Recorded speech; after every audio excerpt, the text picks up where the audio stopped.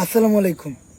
আপনারা যারা উদ্ধার কাজে যাইতেছেন বা ত্রাণ দিতে যাইতেছেন নৌকা নিয়া বোট নিয়া, তারা ত্রাণ দিতে যান আর উদ্ধার করতে যান, যদি মানুষের সাথে সাথে কোনো বিড়াল বা কুকুর পান, তাহলে ওগুলাও দয়া কইরা বোটের একটা কোনায় উঠে নিয়ে এসে, খুব একটা জায়গা খাইব না, মানুষের সাথে যে কোনো একটা কোনায় ওরা সুন্দর কইরা বসে আসতে পারবো।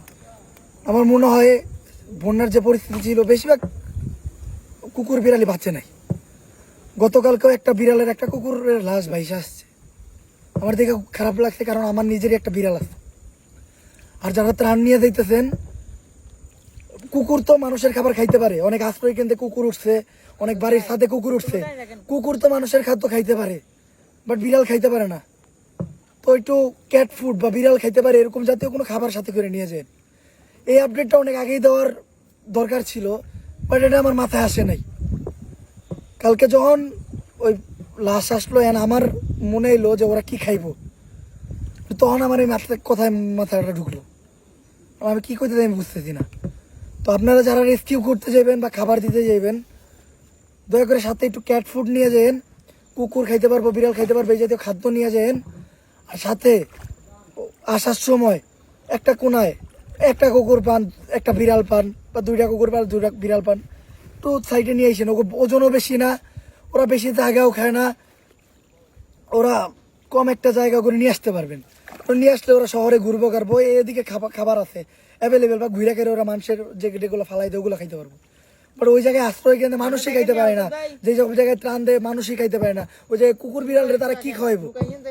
তো দয়া করে আপনারা যারা যাইতেছেন বোট নিয়া, যদি পান, বেশিরভাগ জীবজন্তুই মারা গেছে, গরুই মারা গেছে, যেগুলা মানুষের গৃহপালিত প্রাণী, মানুষ যেগুলারে উঠায় নিয়ে আশ্রয় কেন্দ্র রাখছে, ওগুলাই অনেক মারা গেছে, পয়সা যাইতেছে।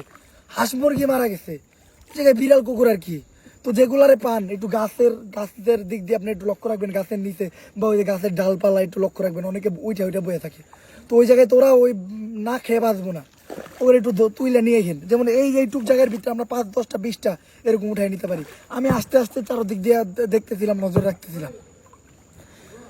তো যদি পান, একটু কষ্ট করে উঠে নিয়ে এখান।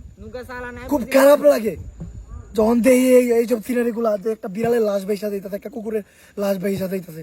এই সিচুয়েশনে তো মানুষই বাঁচান যাইতেছে না, তো ওগুর দিকে কে নজর দিব? একটু নজর দিয়েন। এখনো যারা আসতেছেন, এখনো এই যে জায়গাটা পানি আর পানি, গাছের দিকে তাকাইলে চোখে পড়ে না অন্ধকারে, বাট যদি আমরা দিনের বেলা তাকাই অনেক পামো। একটু নজর দিন, এটা আমার রিকোয়েস্ট। আর ওই যে সাথে ওরা খাইতে পারবে এই জাতীয় একটু খাদ্য নিয়ে যান, কারণ মানুষের জন্য আমরা জানি তাতে টোস্ট বিস্কুট এগুলো তো মানুষই খেয়ে নেয়। আর টোস্ট বিস্কুট কিন্তু বিড়াল খেতে পারে না। আপনাদের বাসায় যাদের বিড়াল আছে তারা জানেন, ওগুলো পানিতে ভিজাই দিতে হয়। তো যে জায়গায় মানুষ বিশুদ্ধ পানি পায় না, ওই বিড়ালের বিস্কুট ভিজাই দিতে কেডা? যে না আমি খাইতে পারি না, বিড়ালের দিকে আমি তাকামু? তো আমরা যারা চাইতেছি তাদেরই করতে হইব। আপনারা বিড়ালের খাবার সাথে করে নিয়ে যান। কুকুর বিড়াল আসার সময় লগে করে নিয়ে পড়েন, নিয়ে রাস্তায় ছাইরা দিয়েন, ওগুলো মানুষই খাওয়াইব। এটা কইরেন, এটা আমার রিকোয়েস্ট, আমি হাত জোর করে কইতেছি, এটা কইরেন। খুব খারাপ লাগে, খুব খারাপ লাগে। লাস্ট সেই কদিন যেগুলো সিনারি দেখলাম, আমি খুব একটা রেস্কিউয়ের কাজে যাই নাই, আমি খুব একটা ত্রাণ দিতে যাই নাই, এগুলো ব্যবস্থা করতে আমি যাই নাই, কারণ এগুলো দেখলে খারাপ লাগে। একজনের দুঃখ দেখলে খুবই দুঃখ লাগে, এর লেগে আমি মানুষ পাড়ে আমি যাই না।